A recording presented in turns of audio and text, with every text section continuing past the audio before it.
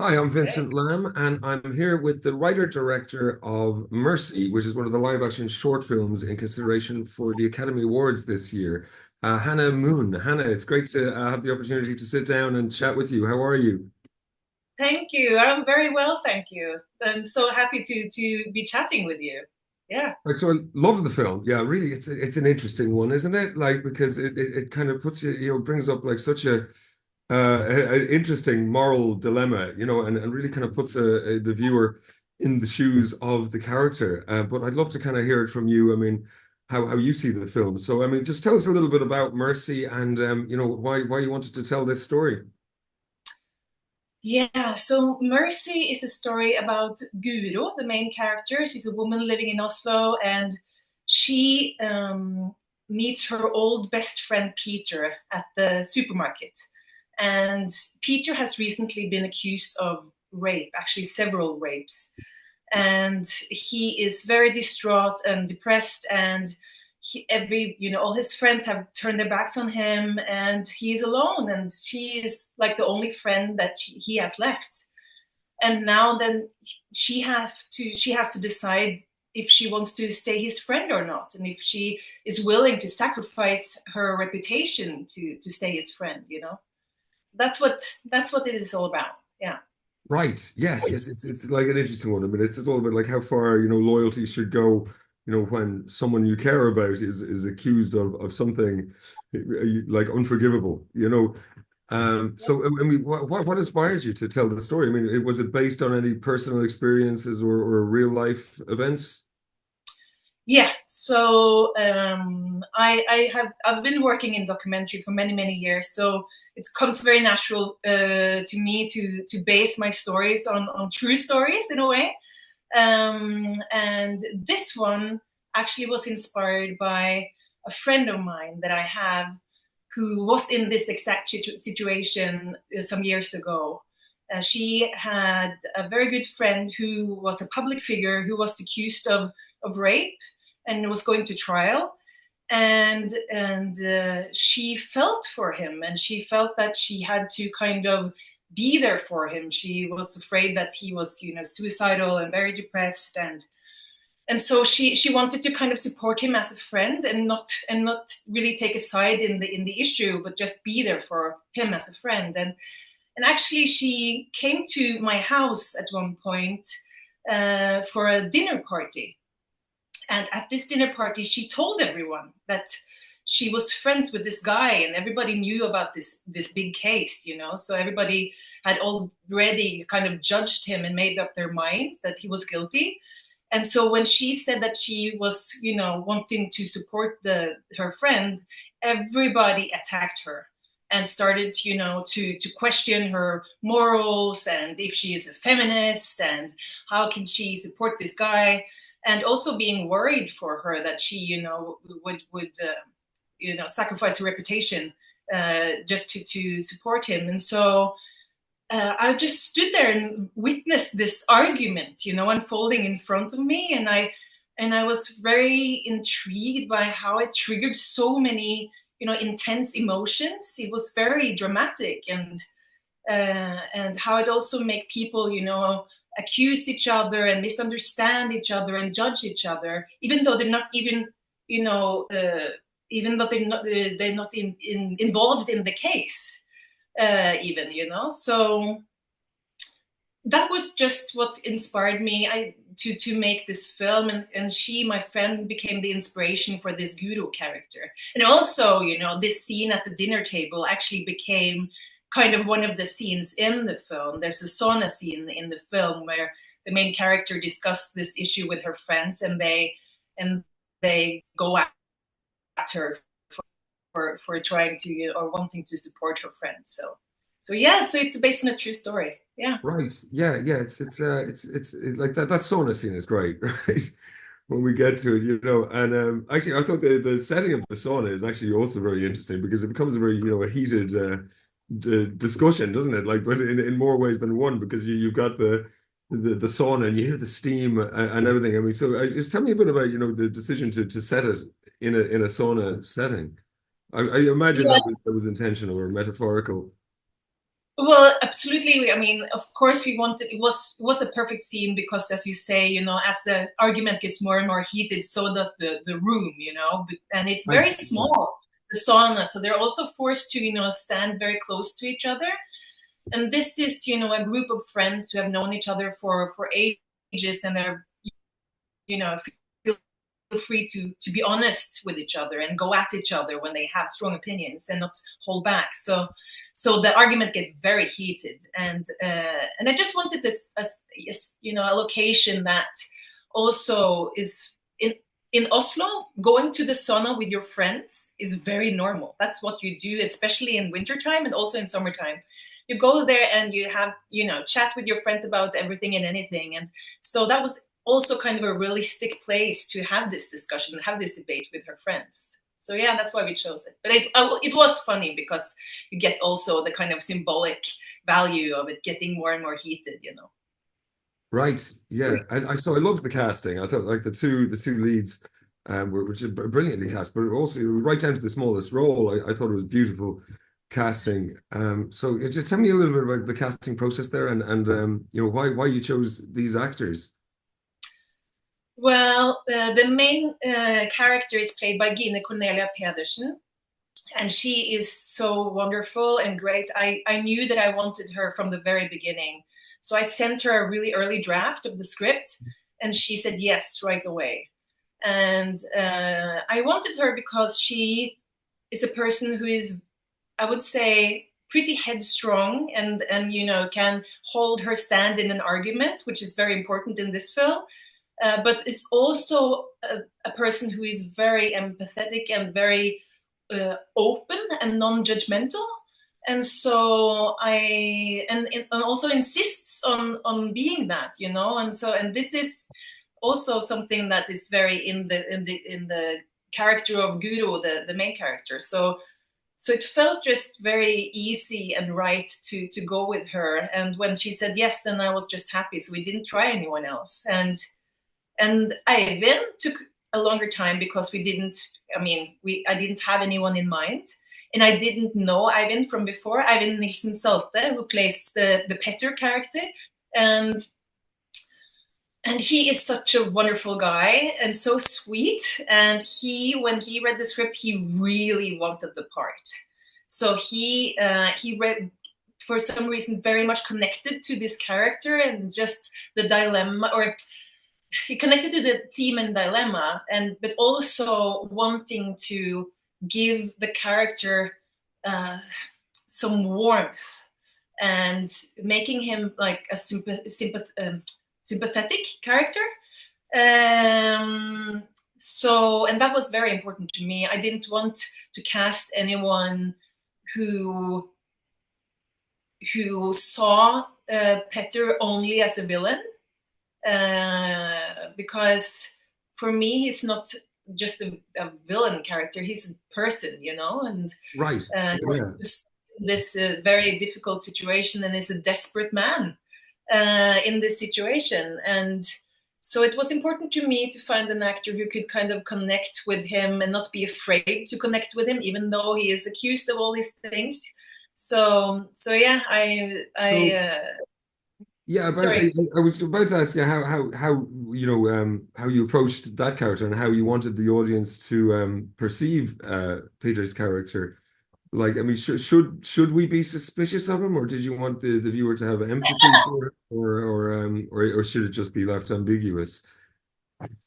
Well, I welcome all reactions to this character. I really do, and of course, you get suspicious. I knew that, and I have been working on this topic, this subject matter, doing documentaries. So I knew that I knew that the audience are going to sit there and try to look for signs that you can tell them if he's guilty or not. That's what they're gonna try and figure out. That's the whole point of the film, is trying to figure that out. Even Guru is trying to figure it out, if he is guilty or not. And during the course of the film, you never really get the answer to that. And I was very conscious of not giving away if he is guilty, and if he thinks he's guilty. I wanted that to be in kind of in the background, because I thought it was very important to stay focused on Guro's dilemma. The dilemma: should she, trust him? Should she believe him? Can she be friends with him? And if we knew that he was guilty, or at any point, it was concluded that he was guilty, then we would think that she would be, stupid to trust him, or we would judge her for trusting him.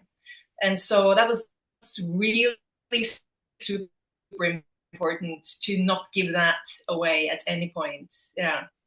Yeah, well, I mean, I think the film, it's not necessarily about whether he did it or not, but it kind of it's more, what the beauty of the film is that it shows how easily everything can change, just because of an accusation.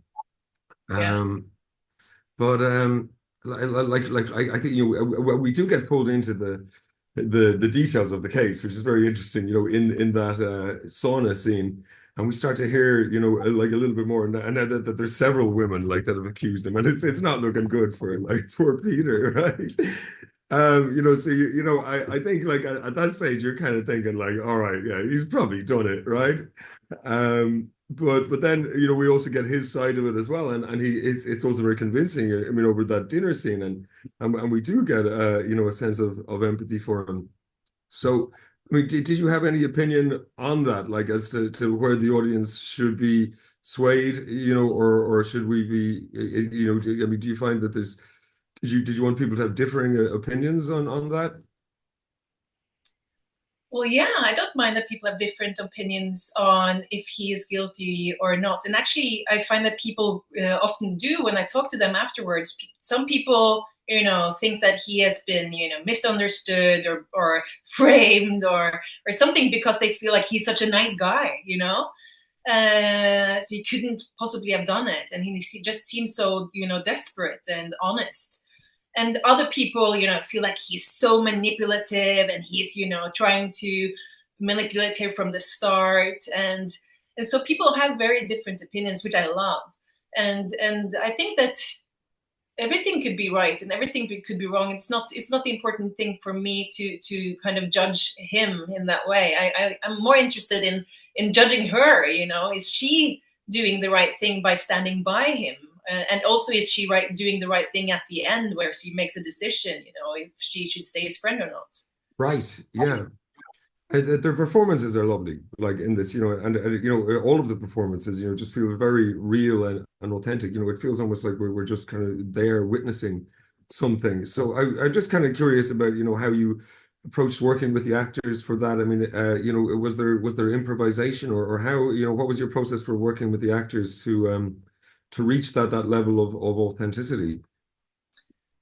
Well, we did.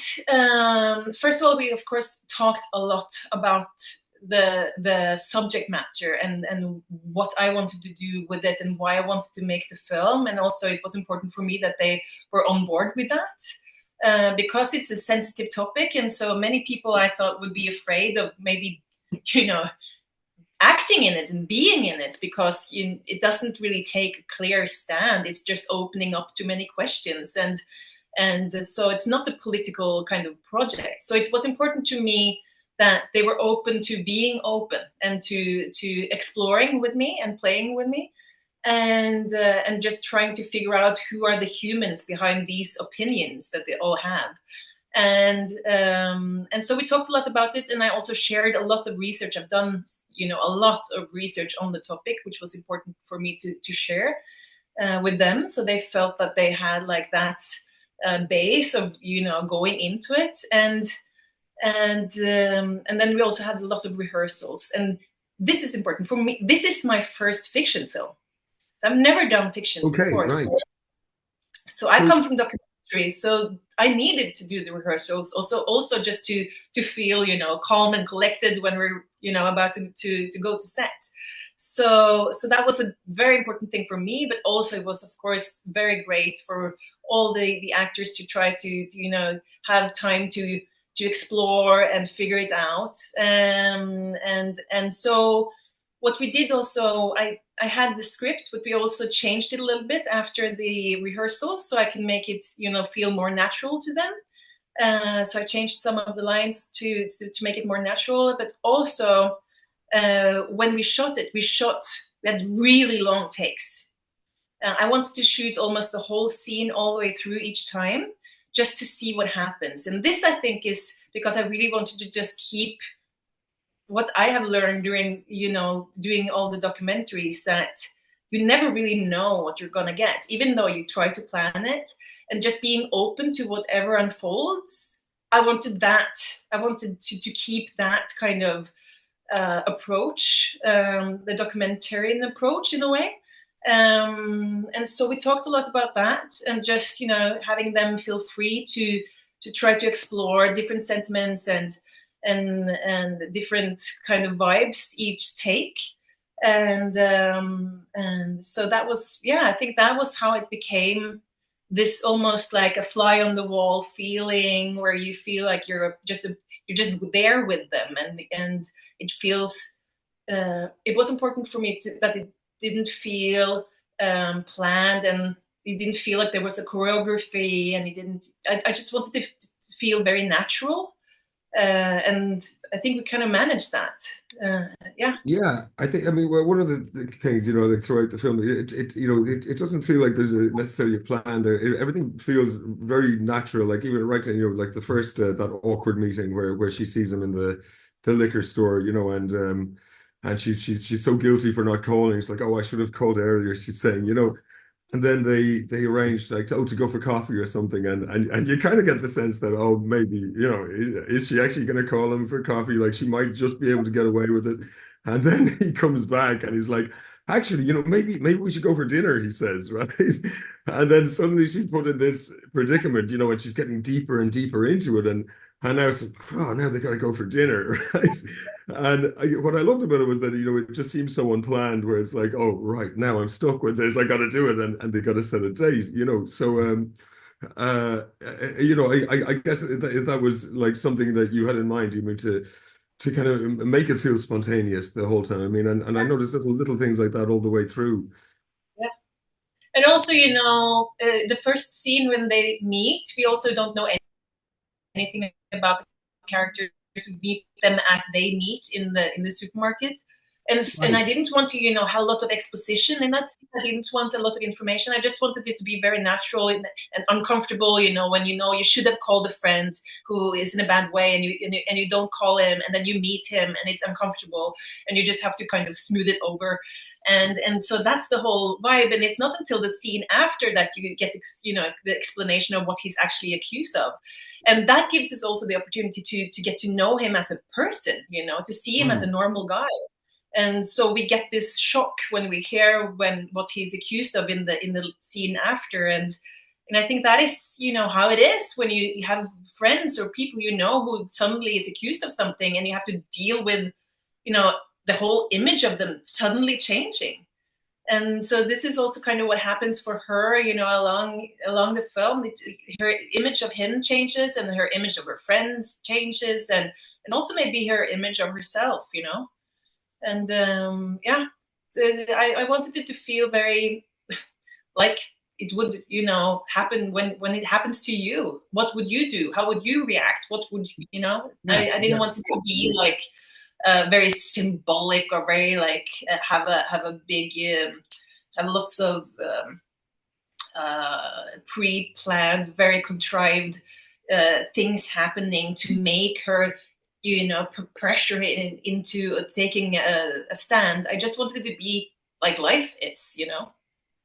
Like, well, it definitely puts you in the shoes of the protagonist, like Guru's character, and makes you think like, what would you do in a situation like that? I mean, if it was you, do you think you'd make the same choices as the character? Yeah, it's a big question. I get Yeah. that sometimes. Actually, I have been in that situation myself. It wasn't a public figure, but it was a friend of mine a dear friend of mine, who came to me many, many years ago and told me that a woman had accused him of rape. And so I was very conflicted, because I saw that he was very depressed and full of anxiety, and he felt that he was innocent, and he wanted someone to believe him. And I wanted to believe him, but I only knew his version of the story. I didn't know this woman. And so it was difficult to me to kind of take a stand on the question of guilt. Uh, but I felt that I should, support him as a friend. So I suddenly struggled with the same questions as Guro does. Is it okay to be friends with and feel compassion for a person who is accused of rape these days? It's or any day. I mean, it's Yeah. difficult. Yeah. It's, So I mean, when you're telling a story, I think about, rape accusations and loyalty. It's quite a bold and risky subject. So I'm wondering, did you have any hesitation about making a film on this topic? I mean, what do you think? What sort of responsibilities are there that you think come, for filmmakers telling stories like this? yeah, it's a hard question. I come from as I say, I come from documentary, and so I'm used to kind of, trying to handle that responsibility in a way. I feel like there's more of it in the documentary, because you also have to take care of the people who kind of tell their story and expose themselves in the way that you often have people do in documentaries about these kind of topics. I was in this case, so in a way, I was kind of prepared mentally and emotionally for actually also being kind of attacked or judged for making this film, and also not portraying the Petter character as a villain, because I don't think he really is in this film. I was scared that some people would find that like offensive. But that hasn't happened yet, which I'm very happy for. Right. Uh, and And I what's made the reaction that you find you get from audiences? Like, I mean, is it a differing reaction? I mean, depending on the country. I mean, would you find it's different, like in Norway to different parts of the world? Well, we haven't been to all parts of the world yet, but the few people that have seen it in other, countries in Europe so far, they have very similar reactions to Norwegians. I feel like, which I find very interesting, because I was very ready that it would be different from place to place or from culture to culture. But it seems like people feel like it is nice, or it feels good to have this film as a conversation starter. I feel like a lot of people come to me and start telling about stories or situations that they have experienced themselves, and also opinions on the subject matter that they don't usually feel okay to talk about. And so I feel Right. like this kind of opens up a little bit the conversation, and opens up to maybe a little bit new perspectives on the subject, which is good. I still haven't had anyone feel, at least no one has told me that they have been offended by it, which is good. Some had been a little bit provoked by it, which is also interesting, I feel, and some just feel like it's very gives them a lot of things to think about, and that's kind of main thing for me. It's just to have people maybe opening up to new perspectives and new thoughts on the subject, and also giving them a new approach to talk about it, talk about their own experiences, and they can maybe use this film as an icebreaker in a way, I think. Yeah, yeah. I mean, it's definitely a conversation starter, I think. But there's a mood, like I've seen the film described as being stark and unflinching. So can you tell me a bit about how you kind of created this atmosphere? I mean, whether it was through sound or cinematography, or this kind of stark, unflinching atmosphere. Um, we had kind of this dogma when we worked. The whole team had a dogma that we were never going to dictate how people were supposed to feel or think. It was very important that the audience need to be able to make up their own mind. So we're not going to use like the cinematography or music or anything to try to impose some feeling or emotion that we want people to feel. I just wanted to have it very bare and very transparent and very open, and so that people could make up their own mind of what they thought was the right or wrong thing for Gudo to do or think. And yeah, so there's no music in the film, and the lighting is everything is very naturalistic and realistic. And also all the locations we chose were locations that you go to. It's the supermarket, it's the sauna, it's it's places where you go usually. It's nothing extraordinary. I just wanted it to feel kind of a collision maybe between the everyday life and the very touchy subject and very dramatic subject. But besides that, I didn't want to kind of dictate anyone or tell anyone what to think or feel. And that was also what we talked a lot about in the editing, because that's where, that's make or break. If you have like 1 second where you see or you think that he looks guilty, then we had to take it out. Okay. Yeah, because it was important that, give certainly it away. ambiguous, yeah, as to what actually happened, went down, because and I like how we get both sides of the story. But I wanted to talk a bit about her decision at the end, and so spoiler alert for anyone who hasn't seen the film. I'd recommend watching the film first, or maybe skip this part if you haven't seen it yet. But her decision at the end is it's quite poignant, where she kind of decides to walk away from it. Like she's getting pulled deeper and deeper into this situation, and then there's the photo that he posts up, and then this causes all other problems then, in the rest of her life, and she's immediately starting to regret it. Then the lawyer is on the phone to her, and it's just pulling her more and more into this, and she's like, oh, she can't really handle it, and then in the end she kind of decides to walk away from it, and I'm wondering, like for example, like let's say she did, follow through and decide to support him at the end, how would that, change the film and the mood you wanted to leave the audience with? Was she always going to walk away from him at the end, or what are your thoughts on that? Yeah, I think she had to make that decision, but that was also a little bit because I think that one of her friends say in the sauna, you have to pick a side. You can't be neutral in this situation. You can't just be his friend and then not take a stand in the case, if he was guilty or not.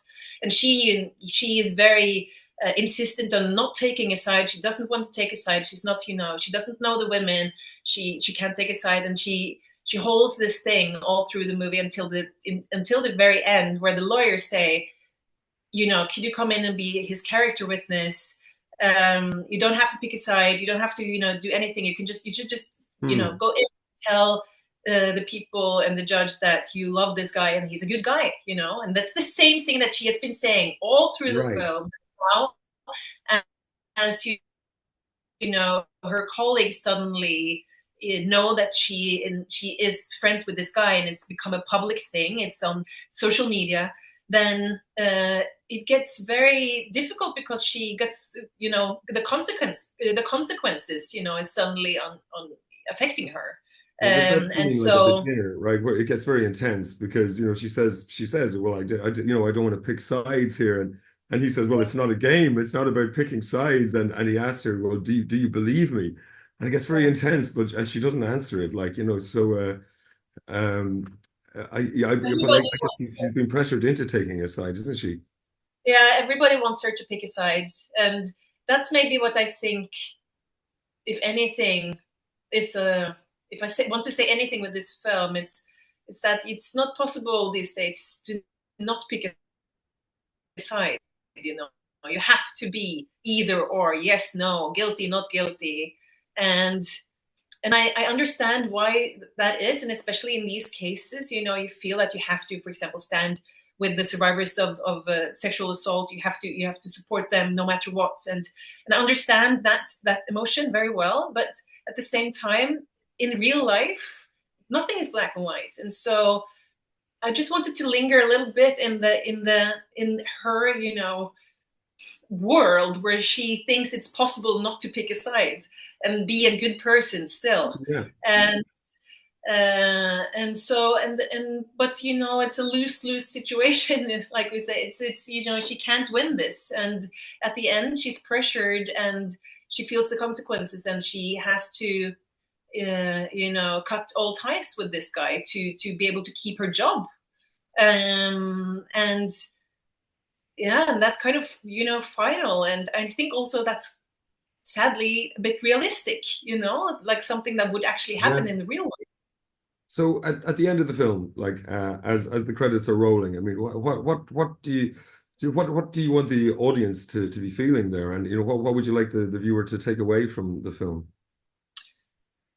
I want people to go out of this film with more questions than answers.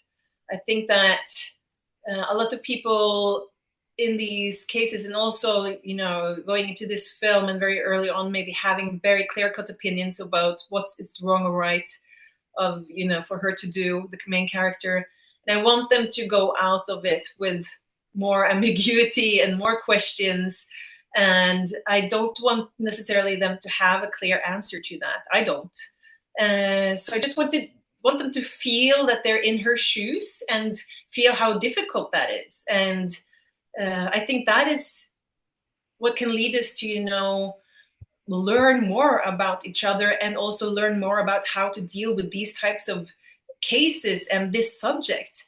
That's the only way, I think, to try to use our empathy and try to feel like try to feel like how it is to be in someone else's shoes, and not necessarily see them as villains or heroes. So I think that is what I want, and I also want people to start talking about it more and feel more Mm. free to talk about it. And also, in the schools, around the dinner table, at the workplace, I wanted to kind of normalize the conversation a little bit. So that's my hope for Yeah, it. well, it's definitely an interesting one, I have to say. So, you said you come from a documentary background, of course. This was your first fiction film. So looking ahead, what kind of stories, are you drawn to tell next? I mean, does Mercy kind of hint at where you're going next as a filmmaker? Would you want to continue in narrative filmmaking, or are you more drawn to documentary? I mean, where do you see yourself going from here? I think like this has started a new chapter in my life where I'm going into fiction and staying there for a long time, even though I love documentary making. No, I'm actually working on my first feature. We got funding for that just a Okay. month ago, so that will be Is it actually, it's a narrative fiction, is it? Or it's brilliant. yeah. So it's a story that takes this a little bit further, the same subject matter, but we follow a whole court case from beginning to end. And we follow it through the perspectives not from the accused or accuser, but from people being pulled into the case and suddenly having to make a decision and being in the same type of dilemmas that we have in this Mercy piece. And they're getting the power to affect how the outcome of the case. Yeah. So I mean, I love yes, that it has the potential to affect well, social change, or certainly how people yeah. perceive situations like this. And it's a tricky one, and it's one worth talking about anyway. Yeah, Um, I hope so. I feel like it so is. Yeah. anyway, I think you won the Oscar qualifier at the Norwegian Film Festival, wasn't it here? Yes. Which puts it in consideration for the Academy Awards, which is a great place to be. I think Yeah. so. What would it mean to you to make the shortlist for the Academy Awards? I mean, that would change my life. I feel like it would kind of change my life. I mean, it's just to be considered for that and for the shortlist, and it would be it's amazing. It's an amazing experience just be thrown into this incredible adventure. I feel like from starting to make my first fictional film to suddenly be here talking about even being considered to come to a shortlist for the Oscars.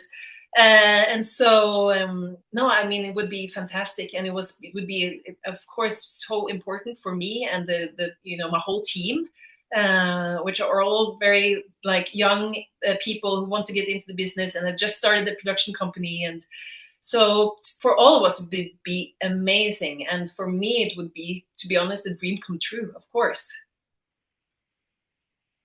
Right. Well, it's about something like really interesting. I have to say, it's an interesting dilemma. You know, it starts all sorts of conversations, and I thought it's a film that's just beautifully observed and so well handled, and it really leaves the viewer with something to think about and discuss by the end of it. So I really hope it connects with voters, and I think it's deserving of a place on the shortlist. So the very best of luck with it. I hope to see it there when the shortlist is announced. Yes. So So best of too. luck with it, Hedda. It's been so nice chatting with you. Thanks for taking the time, and hopefully we'll see it there on the shortlist. Thank you so much for having me and chatting with me. Thanks Bye. for chatting. You're all the best. Good luck.